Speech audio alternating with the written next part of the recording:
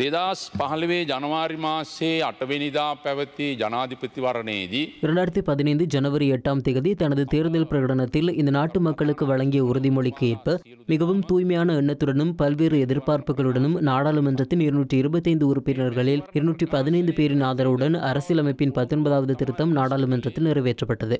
19வது திருத்தத்துக்கு ஏற்ப அரசியலமைப்பு சபை மற்றும் சுயாதீன ஆணைக்குழுக்களை நியமிப்பதற்கு நடவடிக்கை எடுக்கப்பட்டதுடன் அதன் பொறுப்புகள், கொள்கைகள் மற்றும் வழிகாட்டல்கள் பற்றி 19வது அரசியலமைப்பு திருத்தத்தில் தெளிவாக குறிப்பிடப்பட்டுள்ள போதும் அவற்றில் எந்த ஒரு விடயமும் இதுவரையில் நிறைவேற்றப்படவில்லை.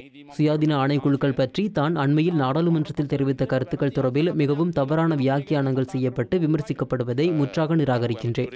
உச்சநீதிமன்றத்துக்கும் மேன்முறையீட்டு நீதிமன்றத்துக்கும் நியமிக்கப்பட்டுள்ள நீதியரசர்கள் தொடர்பில் தனக்கு எவ்விதமான ஆட்சேபனையும் இல்லை. இந்த விடயத்தை தவறாக அர்த்தம் கற்பித்து நீதிமன்றத்திற்கும் நாட்டிற்கும் என் தொடர்பில் மிகவும் தவறான பிம்பத்தை காண்பிக்க சிலர் முயற்சி செய்வதை என்னால் அவதானிக்க முடிந்தது. என்னால் உருவாக்கப்பட்ட பிள்ளையே 19வது அரசியலமைப்பு திருத்தம். எனினும் அந்த பிள்ளை எனக்கு தெரிந்த வகையில் துன்புறுத்தப்பட்டுள்ளது என்பதை கவலையுடன் கூறிக்கொள்கின்றேன். நீதியரசர் நியமனத்திற்கு தாம் பரிந்துரை செய்தவர்களின் பெயர்கள் அரசியலமைப்பு சபையால் நிராகரிக்கப்பட்டமைக்கான காரணத்தை அறிவதற்கு தமக்கு உரிமை உள்ளது எனவும் ஜனாதிபதி குறிப்பிட்டார். විශේෂයෙන්ම විවස්ථා සභාවේ விசேடமாக அரசியலமைப்பு சபையின் பணிகள், கொள்கைகள் தொடர்பில் 19வது அரசியலமைப்பு திருத்தத்தில் தெளிவாக குறிப்பிடப்பட்டுள்ளது.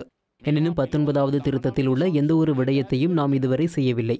நீதியரசர்களை நியமிப்பது தொடர்பான இந்த விடயத்தில் நான் குற்றச்சாட்டுகளை முன்வைப்பதாக ஆளும் மற்றும் எதிர்க்கட்சியினர் விமர்சனங்களை முன்வைத்தனர். எனது பிரச்சினை நியமிக்கப்பட்டுள்ள நீதியரசர்கள் தொடர்பானது அல்ல. என்னால் அரசியலமைப்பு சபைக்கு பரிந்துரைக்கப்பட்ட நீதியரசர்களின் பெயர்கள் நிராகரிக்கப்பட்டிருப்பதே ஆகும்.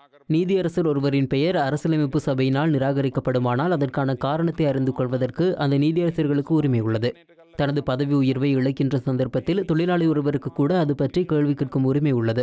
இதன் காரணமாக அந்த நீதியரசர்கள் மத்தியில் ஏற்பட்டுள்ள நம்பிக்கையினத்தை கருத்தில் கொண்டும் பதவி உயர்வை எதிர்பார்த்துள்ளவர்களுக்கு நியாயமானதும் பக்கசார்பற்றதுமான முறையொன்றை ஏற்படுத்தும் நோக்குடனேயே நான் அந்த தலையீட்டை செய்தேன். பிரச்சனையை எனக்கு எதிராகவே திருப்பி என்னை பற்றிய தவறானதொரு பிம்பத்தை தோற்றுவிப்பதற்கு சிலர் முயற்சிக்கின்றனர். உச்ச நீதிமன்றத்துக்கும் மேல்முறையீட்டு நீதிமன்றத்துக்கும் நீதியரசர்களை நியமிப்பது நீதியாகவும் வெளிப்படைத்தன்மையுடனும் இடம்பெறுமானால் அதற்காக பெயர்களை முன்வைக்கும் ஜனாதிபதிக்கு அது பற்றி அறிந்து கொள்ளும் உரிமை உள்ளது. எனினும் இதுவரையில் அந்த பெயர்கள் நிராகரிக்கப்பட்டமை தொடர்பில் எந்த ஒரு சந்தர்ப்பத்திலும் எனக்கு அறிவிக்கப்படவில்லை. மேலும் அரசியலமைப்பு சபையிலிருந்து 3 மாதங்களுக்கு ஒரு தடவை எனக்கு அறிக்கை சமர்ப்பிக்கப்பட்ட போதும் அது பற்றி எந்த ஒரு விடயமும் தெளிவாக குறிப்பிடப்படவில்லை. சுயாதீன ஆணைக்குழுக்கள் தவறான வழியில் செல்லுமானால் நல்லாட்சியையும் ஜனநாயகத்தையும் எதிர்பார்க்கும் சமூகம் விரும்பும் நோக்கங்களை அடைந்து கொள்ள முடியாது எனவும் ஸ்ரீலங்கா ஜனாதிபதி குறிப்பிட்டார். 19வது திருத்தத்தினூடாக உருவானவையே சுயாதீன ஆணைக்குழுக்களாகும். அது தவறான வழியில் செல்லுமானால் நல்லாட்சியையும் ஜனநாயகத்தையும் எதிர்பார்க்கும் சமூகம் விரும்பும் நோக்கங்களை அடைந்து கொள்ள முடியாது. உலகின் எந்த ஒரு தலைவரும் மேற்கொள்ளாத வகையில் அதிகாரத்திற்கு வந்ததன் பின்னர் எனது அதிகாரத்தை தானம் செய்த இந்த யுகத்தின் ஒரே தலைவர் நானே ஆவேன். அவ்வாறு செய்தது சிறந்ததோர் அரசு நிர்வாகத்தை உருவாக்கும் தூய்மையான நோக்கத்திற்காகவே ஆகும். நிறைவேற்று அதிகாரம் கொண்ட ஜனாதிபதி பதவியை ரத்து செய்வது பற்றிய நாடாளுமன்றத்தின் தீர்மானம் எதுவானாலும் அன்று போல் இன்றும் நான் அதற்கு உடன்படுவேன்.